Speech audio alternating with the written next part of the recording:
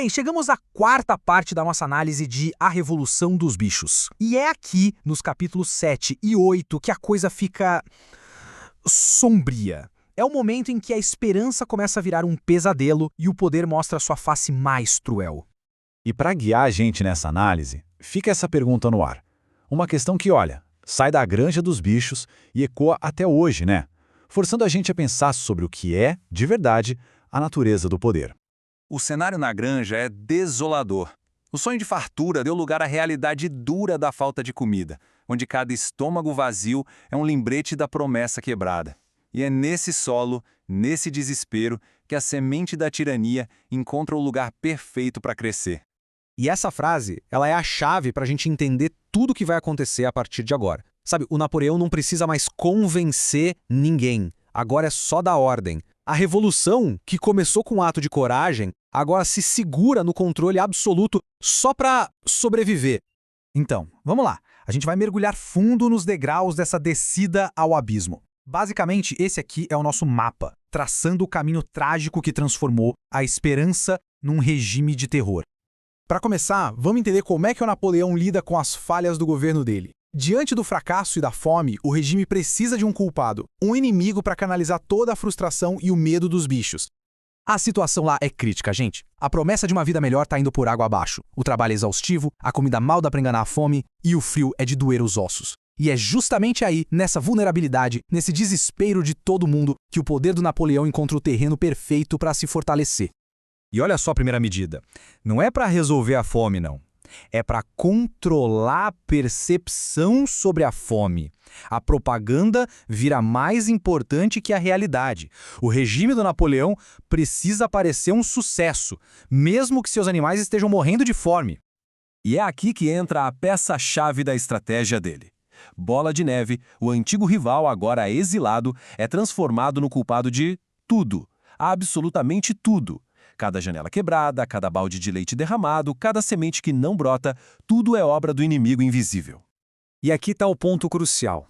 Um inimigo lá fora une o grupo, mas um inimigo aqui dentro? Esse justifica qualquer tipo de repressão. A paranoia se espalha e o medo de ter um traidor ali do lado torna os animais mais dóceis, mais dependentes da proteção do líder. Com o medo já plantado, o Napoleão dá o próximo passo. Ele transforma a suspeita em certeza e a punição num espetáculo público. O terror deixa de ser só uma ameaça e vira a lei da granja.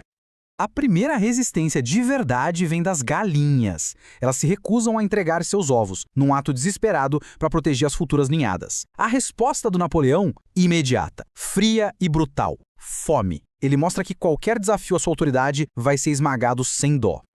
9 galinhas mortas. A lição é clara e brutal. Desobediência leva à morte. Mas a história oficial é outra, claro. O Garganta anuncia que elas morreram de uma doença. A verdade já não importa mais. A única coisa que importa é a versão que o poder decide contar.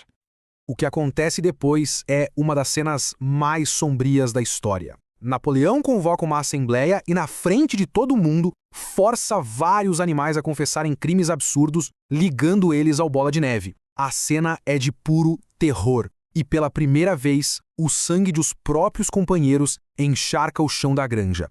O objetivo aqui não é fazer justiça, é impor silêncio. As execuções públicas servem para aniquilar não só os corpos de quem discorda, mas a própria ideia de discordar. O medo agora controla não só as ações, mas as consciências. Com os corpos controlados pelo medo, o próximo passo é controlar as mentes. O regime do Napoleão agora se dedica a uma tarefa ainda mais sinistra: reescrever a história, apagando a memória de todo mundo.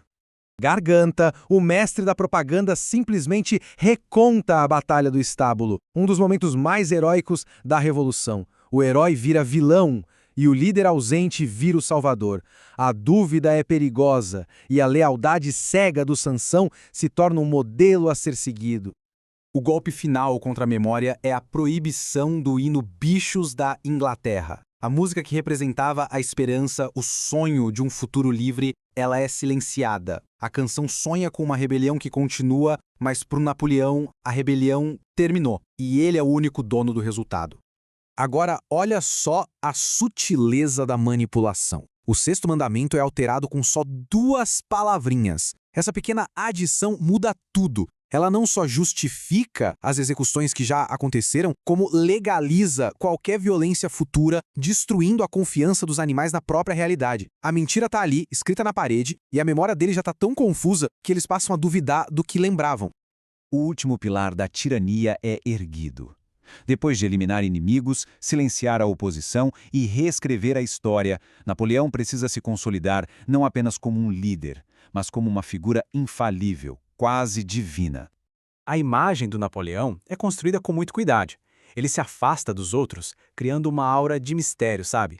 E essa glorificação atinge o auge quando ele começa a negociar com os humanos, os mesmos opressores de antes, vendendo madeira e quebrando um princípio básico da Revolução. A ideologia vira só um disfarce para a conveniência. Ele não é mais um igual entre os animais. Ele se transformou num mito vivo e inquestionável. E a gente chega, então, ao resultado trágico de todo esse processo. A obediência, comprada com medo e cimentada pela propaganda, tem um preço altíssimo, a própria alma da revolução. O pacto com os humanos, claro, leva à traição. Eles atacam a granja e explodem o moinho de vento, o símbolo de tanto suor e sacrifício. A batalha é sangrenta, uma carnificina. E mesmo no meio da ruína total, o Garganta proclama uma grande vitória. O sonho do velho Major está morto, dissolvido no sangue e na lama. A revolução devorou seus filhos e os sobreviventes chamam essa nova escravidão de paz. E essa é a lição central que esses capítulos deixam pra gente. A história da Granja dos Bichos nos ensina que toda revolução morre no exato momento em que o medo se torna mais forte que a esperança. E essa reflexão nos leva a olhar para o nosso próprio mundo. Já aconteceram situações em que a verdade parecia ser moldada por quem estava no controle? Deixe sua reflexão nos comentários. E se esta análise foi valiosa, considere apoiar o canal adquirindo A Revolução dos Bichos pelos links na descrição. Como sempre, se gostou, curta, se inscreva e compartilhe.